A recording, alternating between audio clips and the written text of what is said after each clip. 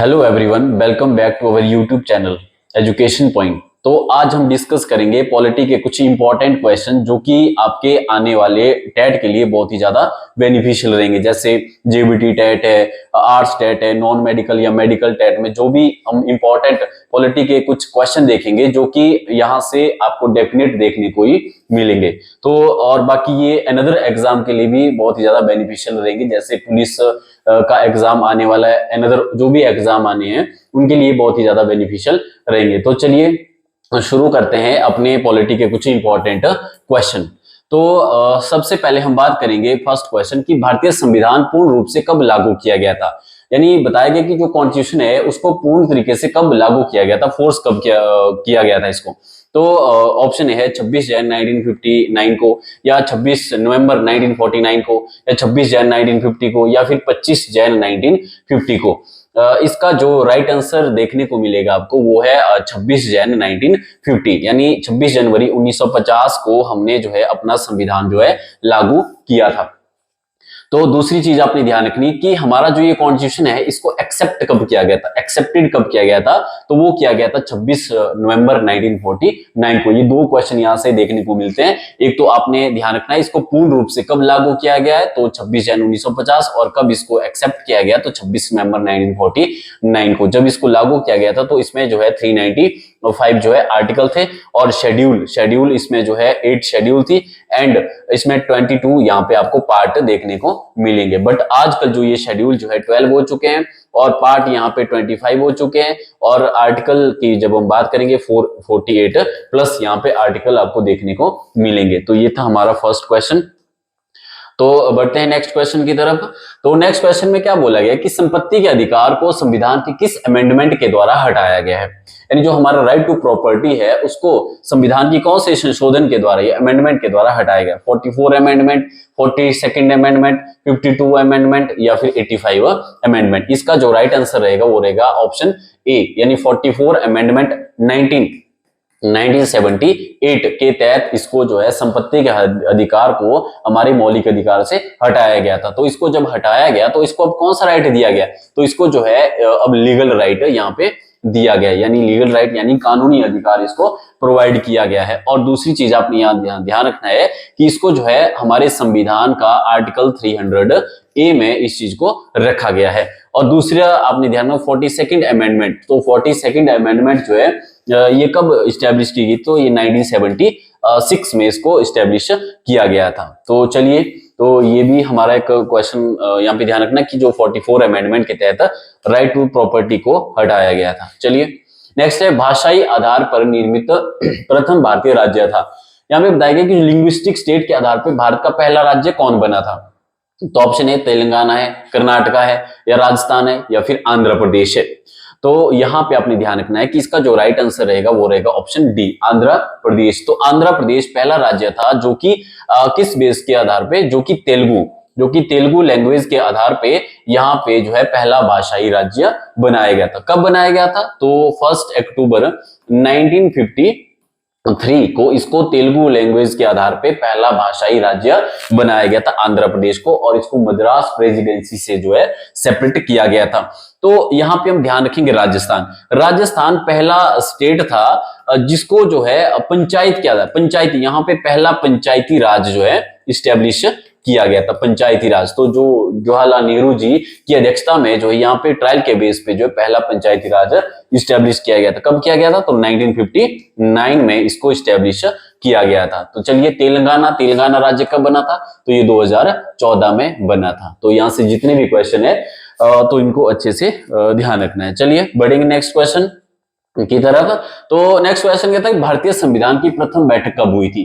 तो कॉन्स्टिट्यूशन की जो फर्स्ट मीटिंग थी वो कब हेल्ड की गई थी। तो ऑप्शन है 9 दिसंबर 1949 को, या फिर 11 दिसंबर 1946 को, या फिर थर्ड है 13 दिसंबर 1946 को, या फिर 15 जनवरी 1956 को। तो इसका जो राइट आंसर देखने को मिलेगा वो है ऑप्शन ए। तो ऑप्शन ए में बताया गया कि जो हमारी फर्स्ट बैठक हुई थी वो 9 दिसंबर 1946 को हुई थी।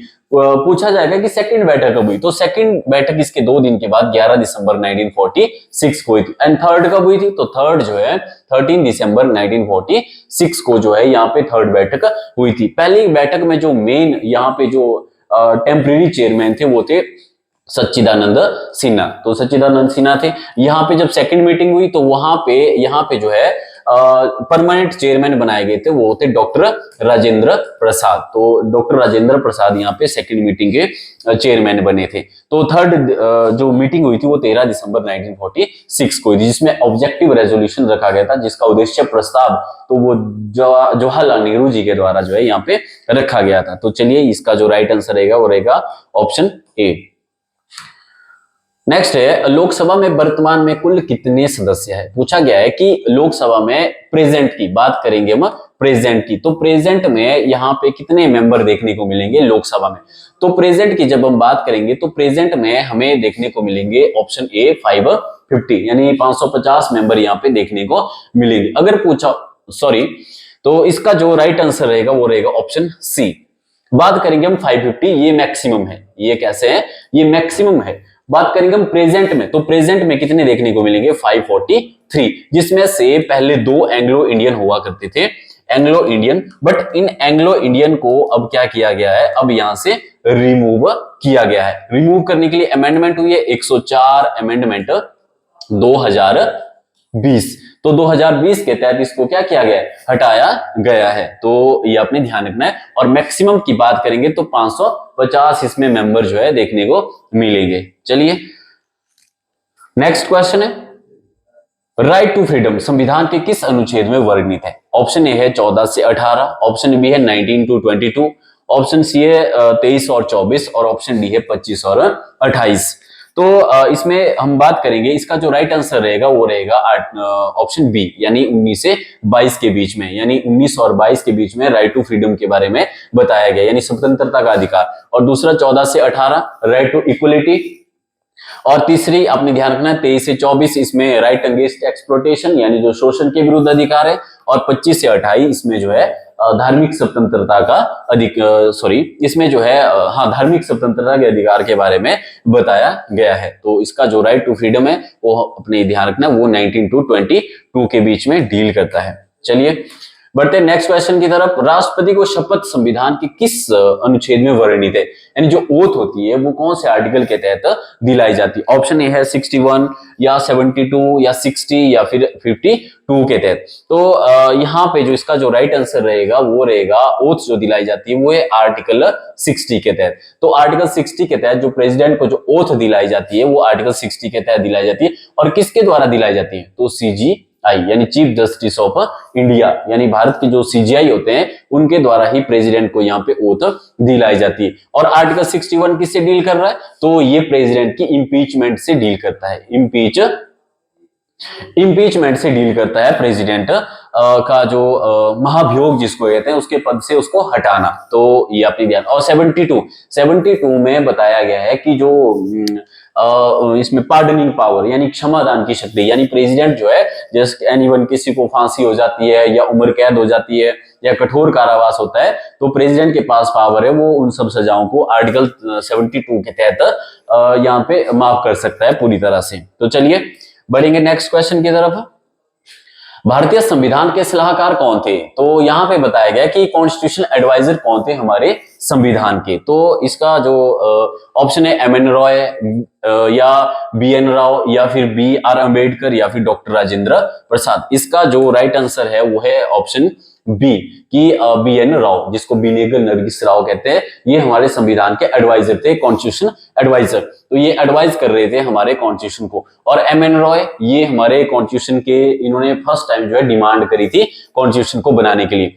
और दूसरा BR अम्बेडकर, इनको तो पता ही है, ये हमारे कॉन्स्टिट्यूशन के क्या है, फादर कहा जाता है इनको, फादर ऑफ कॉन्स्टिट्यूशन इनको कहा जाता है, यानी संविधान के इनको पिता कहा जाता है। और डॉक्टर राजेंद्र प्रसाद के बारे में पता ही है सबको, ये हमारे संविधान के हमारी जो सेकंड मीटिंग हुई थी उसके ये परमानेंट चेयरमैन बने थे, और ये इंडिपेंडेंट भारत के पहले प्रेसिडेंट भी बने थे। तो चलिए नेक्स्ट क्वेश्चन है, फाइनेंस कमीशन वित्त आयोग संविधान के किस अनुच्छेद में वर्णित है? यानी बात करते हैं कि जो फाइनेंस कमीशन होता है वो संविधान के कौन से आर्टिकल में डील करता है? आर्टिकल 312 या 200 या फिर 280 या फिर 324 के तहत। इसका जो राइट आंसर देखने को मिलेगा वो है ऑप्शन सी, यानी 280। आर्टिकल 280 जो है डायरेक्ट डील करता है फाइनेंस कमीशन से। तो फाइनेंस कमीशन जो है एवरी 5 ईयर के लिए इसको जो है प्रेसिडेंट के द्वारा जो है गठित किया जाता है फाइनेंस कमीशन को। बात करेंगे हम आर्टिकल 324 की, तो 324 जो है इलेक्शन कमीशन से डील करता है। और आर्टिकल 200 जो है विटो पावर की बात करता है। तो विटो पावर किसकी? तो विटो पावर है गवर्नर की। तो गवर्नर जो है अपने यहाँ पे क्या कर सकता है? विटो पावर का यूज करता है। कौन से आर्टिकल के तहत? 200 के तहत। और 312 ये डील करता है राज्यसभा के साथ। राज्यसभा जो है ऑल इंडिया सर्विस जो है क्रिएट कर सकता है। तो ये आपने ध्यान रखना, ये कुछ इंपॉर्टेंट फैक्ट है। तो चलिए बढ़ेंगे नेक्स्ट क्वेश्चन की तरफ। नेक्स्ट क्वेश्चन है, भारत में संसद के संयुक्त अधिवेशन की अध्यक्षता कौन करता है? यानी जो ज्वाइंट सिटिंग होती है उसकी अध्यक्षता कौन करेगा, यानी प्रोसीडिंग कौन करेगा? बात करेंगे हम ज्वाइंट सेशन। तो ज्वाइंट सेशन के लिए सबसे इंपॉर्टेंट तो आर्टिकल है 108, संविधान का आर्टिकल है 108। तो बात करेंगे हम इसकी अध्यक्षता किसके द्वारा की जाती है? राष्ट्रपति के द्वारा की जाती है, या उपराष्ट्रपति के द्वारा की जाती है, या लोकसभा स्पीकर, या फिर प्राइम मिनिस्टर? इसका जो राइट आंसर है वो है ऑप्शन सी, यानी जो अध्यक्षता की जाती है वो लोकसभा के स्पीकर के द्वारा की जाती है। अच्छा, क्वेश्चन पूछा जाता है कि इसको इनवाइट कौन करता है, यानी इसको बुलाता कौन है? ज्वाइंट सेशन को बुलाएगा कौन? तो वो बुलाएगा राष्ट्रपति। बट जब इसकी प्रोसीडिंग की बात करेंगे वो करेगा लोकसभा का स्पीकर। तो चलिए इसका जो राइट आंसर है वो है लोकसभा का स्पीकर। नेक्स्ट है, सर्वोच्च न्यायालय सुप्रीम कोर्ट के मुख्य न्यायाधीश को शपथ कौन दिलाता है? यानी ओथ कौन दिलाएगा सुप्रीम कोर्ट के यहाँ पे चीफ जस्टिस को? Option A CGI, prime minister, president, या फिर काउंसिल ऑफ मिनिस्टर। इसका जो राइट आंसर देखने को मिलेगा वो है ऑप्शन सी, प्रेसिडेंट। प्रेसिडेंट जो है, जो सुप्रीम कोर्ट के सीजीआई होते हैं, जस्टिस या जितने भी वहां पे जज होते हैं, उनको क्या करता है? ओथ दिलाता है। तो आजकल जो यहाँ पे सीजीआई यहाँ पे कितने जजेस देखने को मिलेंगे सुप्रीम कोर्ट में? तो यहाँ पे 34 जज आपको देखने को मिलेंगे। तो हाल में ही जो है सीजीआई बने हैं, न्यू सीजीआई। तो सबने कमेंट करके मुझे बताना है कि न्यू सीजीआई जो है कौन बने हैं। तो चलिए बढ़ेंगे नेक्स्ट क्वेश्चन की तरफ। प्राइम मिनिस्टर किस अनुच्छेद में वर्णित है? यानी पूछा गया है कि जो प्राइम मिनिस्टर होते हैं वो कौन से आर्टिकल में इनको यहाँ पे बताया गया। तो आर्टिकल 52 है, या 63 है, या 74 है, या फिर 83 है? इसका जो राइट आंसर देखने को मिलेगा वो है ऑप्शन सी। तो 74 आर्टिकल जो है डील करता है डायरेक्ट प्राइम मिनिस्टर के बारे में। तो प्राइम मिनिस्टर जो है आर्टिकल 74 के तहत डील करता है। अगर पूछा जाए कि प्राइम मिनिस्टर को यहाँ पे अपॉइंट किसके द्वारा किया जाता है? तो अपॉइंटेड बाय प्रेसिडेंट। तो इनको जो है प्रेसिडेंट के द्वारा जो है अपॉइंट किया जाता है। और 52 डील करता है प्रेसिडेंट के साथ, यानी प्रेसिडेंट के लिए आर्टिकल डिजाइन किया गया 52। और 63 आपने ध्यान रखना है, वाइस प्रेसिडेंट के बारे में बताया गया है। तो चलिए ये कुछ फैक्ट आपने ध्यान रखने। नेक्स्ट क्वेश्चन क्या है कि राज्यसभा में मैक्सिमम मेंबर की संख्या बताइए। कि जो राज्यसभा होता है, जिसको हम अपर हाउस के नाम से जाना जाता है, उसमें मैक्सिमम मेंबर कितने होते हैं? मैक्सिमम होता है कि अधिकतम कितने सदस्य हैं? 245 है, या 545 है, या 250 है, या फिर 550 है? तो इसमें जो राइट आंसर देखने को मिलेगा वो है ऑप्शन सी, यानी 250 मेंबर जो है इसमें आपको मैक्सिमम देखने को मिलेंगे। अगर पूछा जाता कि प्रेजेंट मेंबर कितने हैं, तो प्रेजेंट मेंबर ध्यान रखना है वो है 543 वर्तमान सदस्य। तो वर्तमान सदस्यों में से आपने यहाँ पे ध्यान रखना है कि 233 मेंबर जो है इनको डायरेक्ट अपॉइंट किया जाता है स्टेट एंड यूटी से, यूनियन टेरिटरी। और बाकी बच्चे 12, ये जो 12 मेंबर होते हैं इनको यहाँ पे डायरेक्ट अपॉइंट करता है, नॉमिनेट करता है इनको प्रेसिडेंट, इनको राष्ट्रपति के द्वारा। ये क्वेश्चन भी बहुत बार पेपरों में पूछाता है कि बताइए कि राज्यसभा में राष्ट्रपति कितने मेंबरों को नॉमिनेट करता है? तो 12 मेंबरों को नॉमिनेट करता है। ये किस बेस पे होने चाहिए? आर्ट, लिटरेचर, स्पोर्ट्स, जो सोशल वर्कर होते हैं उनको यहाँ पे स्पेशली जो है नॉमिनेट किया जाता है, किसके द्वारा? बाय प्रेसिडेंट के द्वारा। तो चलिए इसका जो राइट आंसर है वो है ऑप्शन सी, 250। नेक्स्ट की बात करेंगे हम, राष्ट्रपति के चुनावों में कौन भाग लेता है? पूछा गया है कि प्रेसिडेंट के इलेक्शनों में कौन भाग ले रहा है। तो ऑप्शन ए राज्यसभा के मेंबर, ऑप्शन बी है राज्यसभा के इलेक्टेड मेंबर, या ऑप्शन सी है विधानसभा के सदस्य, या फिर मंत्री परिषद के इलेक्टेड मेंबर। इसका जो राइट आंसर देखने को मिलेगा वो है ऑप्शन बी, यानी लोकसभा के इलेक्टेड मेंबर। यानी लोकसभा के जो इलेक्टेड मेंबर होते हैं वो इसमें क्या करते हैं? पार्टिसिपेट करते हैं। अच्छा, कौन कौन पार्टिसिपेट करता है? तो इसमें आपने ध्यान रखना है, एक तो एमपी, दूसरे एमएलए। एमपी में लोकसभा के मेंबर और राज्यसभा के मेंबर और बाकी बच्चे एमएलए। बट ये सारे होने कैसे चाहिए, ये होने चाहिए इलेक्टेड। कैसे? इलेक्टेड, निर्वाचित सदस्य। तो ऑल मेंबर नॉट कैसे, ओनली इलेक्टेड मेंबर यहाँ पे भाग लेते हैं। तो ये थोड़ा सा ध्यान रखना है आपको प्रेसिडेंट के इलेक्शन। और प्रेसिडेंट के इलेक्शन का जो मेथड होता है वो सिंगल ट्रांसफरेबल वोटिंग सिस्टम होता है और ये इनडायरेक्ट इलेक्शन होते हैं जिसमें जनता भाग नहीं लेती है। तो ये है हमारा इसका जो राइट आंसर है वो लोकसभा की इलेक्टेड मेंबर। चलिए नेक्स्ट है, भारतीय संविधान में मौलिक कर्तव्य यानी फंडामेंटल ड्यूटीज को किस समिति के द्वारा जोड़ा गया था।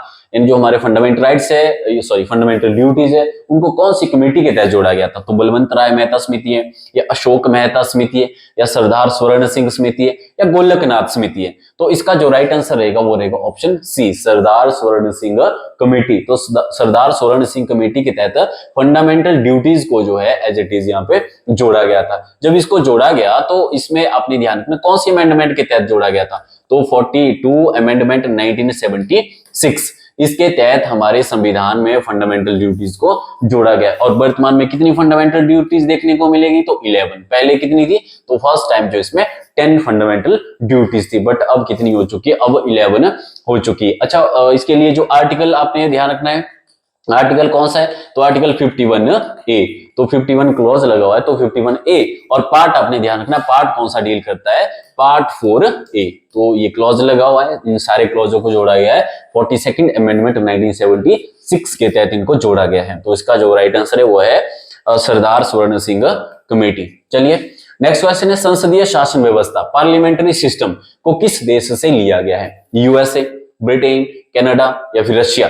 तो इसका जो राइट आंसर है वो है ऑप्शन बी, यानी ब्रिटेन से हमने जो है पार्लियामेंट्री सिस्टम को यहाँ पे बोरोड किया। और क्या यहाँ से हमने चीज ली है, तो आपने ध्यान रखना है सिंगल सिटीजनशिप यानी एकल नागरिकता। सिंगल सिटीजनशिप, एकल नागरिकता, हमारे देश में एकल नागरिकता का कॉन्सेप्ट है, तो हमने यहाँ से बोरोड किया। यूएसए से हमने फंडामेंटल राइट यहाँ पे बोरोड किए हैं, ये मोस्ट इंपॉर्टेंट है, बहुत बार यहाँ पे। रशिया से हमने क्या लिया, रशिया से हमने लिए हैं यहाँ पे फंडामेंटल जो ड्यूटीज है हमारी, उनको यहाँ पे बोरोड किया है हमने, कहां से, रशिया से इनको लिया है। तो चलिए बढ़ेंगे नेक्स्ट। वाइस प्रेसिडेंट किस देश से लिया गया है, यानी जो वाइस प्रेसिडेंट होते हैं वो हमने किस कंट्री से लिया है। तो इंग्लैंड से लिया है, या यूएसए से लिया है, या फ्रांस से लिया है, या फिर रशिया से इनको लिया है। तो इसका जो राइट आंसर है वो है ऑप्शन बी, यानी यूएसए से हमने जो है वाइस प्रेसिडेंट और दूसरा आपने ध्यान रखना प्रेसिडेंट राष्ट्रपति। तो प्रेसिडेंट और वाइस प्रेसिडेंट हमने कहां से लिया है, यूएसए से लिया। और दूसरी चीज अपने यहाँ पे एक और ध्यान रखनी है, वो है प्रीएम्बल, यानी हमारे संविधान की प्रस्तावना, जिसको हम इंट्रोडक्शन ऑफ कॉन्स्टिट्यूशन कहते हैं या की ऑफ कॉन्स्टिट्यूशन भी कहते हैं। तो ये भी हमने, और तीसरी चीज तो आपने ध्यान रखनी है वो है फंडामेंटल राइट, मौलिक अधिकार। तो ये हमने यहां से बोरोड किए हैं। चलिए नेक्स्ट क्वेश्चन है, उपराष्ट्रपति राज्यसभा का सभापति होता है। ये उपराष्ट्रपति जो होता है, वाइस प्रेसिडेंट होता है, वो डायरेक्ट चेयरमैन होता है किसका, राज्यसभा का चेयरमैन होता है। तो कौन से आर्टिकल के तहत वो राज्यसभा का चेयरमैन कहलाता है, तो आर्टिकल 62 है, या 63 है, या 64 है, या फिर 67 है।